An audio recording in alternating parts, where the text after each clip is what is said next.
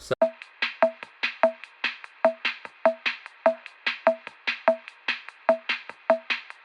welcome back to Bit by Bit. Today we're going to be talking about developing your jokes. So if you followed your instructions from the last episode, you have a list of jokes or at least ideas that you wish to expand into a full comedy set. Now if you're intimidated by this step at all, don't worry, that is a very natural and good instinct to have. Trust me, it's much better than the opposite and being one of those people that's just like, yeah, comedy's easy, I can just go up and tell this right now. Those people are not very funny. And if you recognize that the way you tell a story to your friends and the way you'll tell it to an audience will be different, you are halfway there. To demonstrate this, I'm going to go through one of my bits along with you so you can just kind of take note of my process and maybe follow a similar process for expanding one of your ideas. So today I'm going to be deconstructing one of my older and I'll say better jokes I perform on stage, that being the Where's Waldo audiobook. I don't know a lot about cars, I know what looks good, and I do know one badass car, but most badass car I think is like the low-riding gangster car with the huge sound system. We've all experienced this. It's the best Doppler effect in the world. It's like, gonna motherfucking kill motherfucking pigs. I love that car. I love that car because it takes such balls to be like, you know what? My music is now everybody's music in a 3-mile radius. I think that's really badass. Unless you're listening to audiobooks. I think that kind of negates the board aspect. I do like audiobooks though. I'm an audiobook kind of guy. I think I would do that though, just like put Lord of the Rings in and be like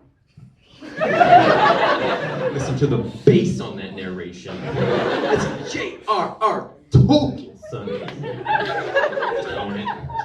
Dude, I have an idea for an audiobook. Hear me out. Where's Waldo audiobook? There's money there. Okay? It's 7 hours of silence. But every 30 minutes. Oh, there he is. It gets really interesting around chapter 9. I don't know where he is. Freaking candy cane looking ass. Where is he? You think he'd be easy to find. No, I looked under the roller coaster. So by the cotton candy. I've wasted so much of my life looking for this freaking guy in a striped sweater. It's probably why my freaking wife left me. I don't know what I'm doing. Freaking recording the audio of me. Freaking doing a Where's Waldo. I don't know what it is. I've wasted my life. Oh, there he is. That's all for me, guys. Thank you so much. It's great. So this bit or set or whatever you want to call it actually started as 2 separate jokes.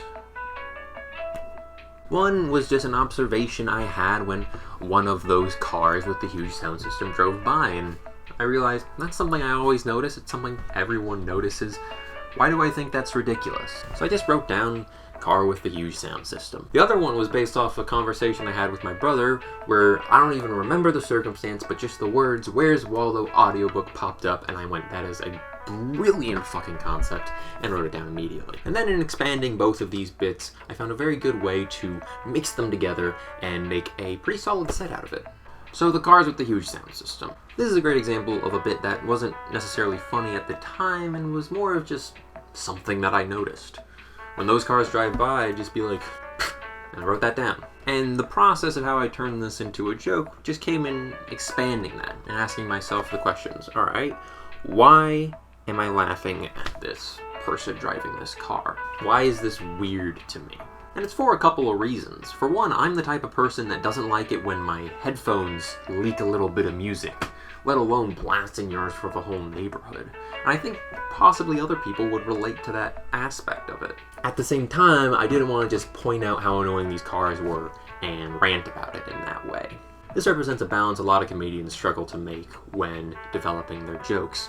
It's the balance of relatability versus specificity. Relatability being things that everyone has an experience with that everyone can relate to, crazy I know. And specificity being alluding to these things in a very specific way, being able to give just a few details and build an entire image in the audience's head. And in balancing these, it's important not to have too much of one or the other. If it's too relatable, you're just pointing out the obvious. You're going, what's the deal with these things? And people are going, I guess. If it's too specific, then you're not really relating to people. No one knows what you're talking about, and the only image you're building in their head is exactly the information they're feeding you. I'll give you an example of how I handled this in this particular joke. I know I wanted to point out these cars and get people on the same page before I talked about them more. So I said, oh, we all know this car, right? It's the one with the huge sound system, best Doppler effect in the world. And then I do my little sound thing, which in general I just love playing with the mic in that way. But I did this so I didn't just have to describe what type of car they are, I could reenact it a little bit. And by doing those sounds, I'm building an image in the audience's head where everyone goes, yep, I know that car, I know the type of car it is, I know what the person driving it looks like, I'm on the same page, and then I can carry on with the rest of the joke. So then I go back to the original of like, okay, why is this weird to me? And honestly, it's because I don't even listen to music in the car. I, more often than not, am listening to audiobooks. Then that sparked the thought, oh my god, what if I drove one of those cars and just listened to audiobooks? Now that's a ridiculous subject in and of itself, one that I could riff on in a few different ways, this one being, what would somebody jamming out to an audiobook look like? They're two contradictory things, it's a hilarious image to build in the audience's head, and a simple joke to make. Then you can make little references that make people feel clever for knowing Lord of the Rings facts. Now from there, I thought, oh wait, I have another audiobook joke. The Where's Waldo audiobook. Now that's a premise that just by itself is funny. It's a completely visual book in a completely auditory form. Those are contradictory. It's a funny thing. And it's also specific enough that, you know, Where's Waldo people get to go, oh, I remember that book. Yeah, that would be funny. But, and this is more my personal style, I decided to take the audience deeper into that subject. Not just to say the name and get that initial laugh, but ask the questions, no, what would this sound like? Maybe something like this, and I do the same sort of reenactment. That's a tone I kind of started at the beginning.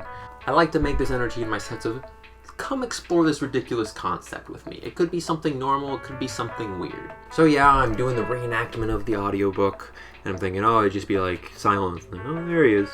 Then I thought, alright, I'm a writing student, I can't think of a book without thinking of, oh, where's the climax and the denouement, whatever. So then I thought, how does this book get more intense? Maybe this guy starts to have a meltdown while creating the audiobook. And that's how I decided to end the bit with another little reenactment and a callback to the punchline I used before of, oh, there he is. Now obviously I didn't think of that in the however many minutes it took me to explain just now. This came from many iterations of rehearsing. You're probably thinking, Jared, what do you mean rehearsing? Do you have like a tester crowd? And the answer is actually yes. Let me introduce you. Let me just... Here, I'll show you. My tester audience is TV in the background. Just ignore it. There it is. This. Hi. Yeah, I rehearse in the mirror. A lot. Over and over again until I develop new ideas. I simply write out the list of jokes I'm looking to develop, and I just talk about them. This is why it's important to have the kind of brief notes I was talking about in the last episode, because if you have the full script for your jokes, it's not really going to help you get creative or iterate on them at all. I suggest writing down your jokes as a topic and then just riffing on them to yourself until you develop something new. Also, personally, I find it helpful to have a fake microphone. For one, it gets you in the habit of holding something close to your face while you talk and practice physicality, but also it lets you know subconsciously that you're in comedy mode. Same goes for the audience. As soon as they see this, they're expecting jokes. Without it, it can just kind of be awkward. You don't know what to do with your hands. I'll put it simply. This, stand-up, this, TED Talk. So yes, just keep repeating your joke, your story, whatever it is, and each time you iterate through it, try to say it differently. Use different words. And don't write down the final version. It helps you to sound natural on stage if you literally are just talking about a thing rather than reading off a script. And even if you prepare a script and you memorize it verbatim, you don't even bring it on stage with you, it will sound like you're reading off of a script. A lot more than if you're able to just riff on a subject for a while. Now this gets into more advanced comedy things like crowd work and improvisation, but being able to just talk about a thing and not worry whether you're using a specific set of words, really helps with your comfort on stage. It also means that if something unexpected happens, say there's a technical error or a heckler, you don't have an issue getting back on track. I'll show you what I mean. Typically, when I'm recording all my jokes, I do it digitally, as I said before. But when I'm doing an actual show, or even just preparing a set, I write them down in point form on my handy-dandy notebook. Ultimately, you're bringing up your notebook in case you forget, so you can look and remember your next joke. And when I write my jokes, I do them in point form. So if I lose my place, it's a lot easier to be like, oh, I was on the 4th one and now I'm on the 5th one, rather than if you had, say, a script and you lost your place halfway through sentence 4, paragraph 2. And it's the difference between, yeah, so I was thinking about cars recently, and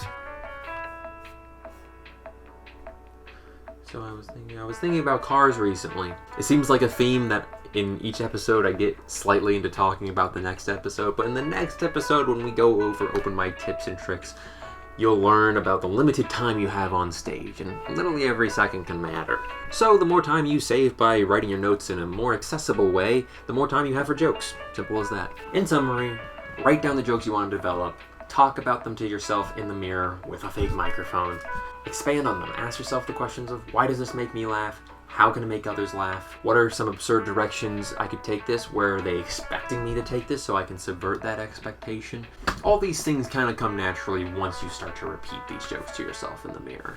And my final bit of advice for all those wondering, how does that even work? If I'm just rehearsing it to myself, how am I gonna know other people find it funny? Again, totally reasonable to think. And ultimately, until your first performance, there's no way to 100% know whether people are going to laugh. But there is a way to estimate. Pretty much what I do is when I say a joke to myself and I'm just rehearsing, I get to the punchline and then I imagine in my head an audience laughing the hardest they've ever laughed in their life. They are dying laughing. I mean, like flipping tables, going crazy. And if that looks weird to me, just a little bit, I think, alright, maybe the punchline isn't there yet. I'll show you with the power of editing. What's the deal with those loud cars? We all know those cars, the ones with the huge sound system, best Doppler effect you've ever seen in the world. Gonna motherfucking kill motherfucking bitches. I'm not saying either one of those sounds right. I'm saying one sounds more right than the other. With that, I'm going to leave you, but first, of course, I need to give you a homework assignment. This time it's going to be get together 3 minutes of material. So now when you're rehearsing to yourself in the mirror with your fake microphone, start timing yourself. Get a sense of how long each joke should be. Maybe put a structure so your set has a cohesive theme. Whatever you need to do, just fill out 3 minutes and try not to go over those 3 minutes. Anyway, that's going to do it for me on this episode of Bit by Bit. Join me in the next episode where we'll be talking about your first open mic tips and tricks, rules, etiquette, all that good stuff. And as always, have a good one.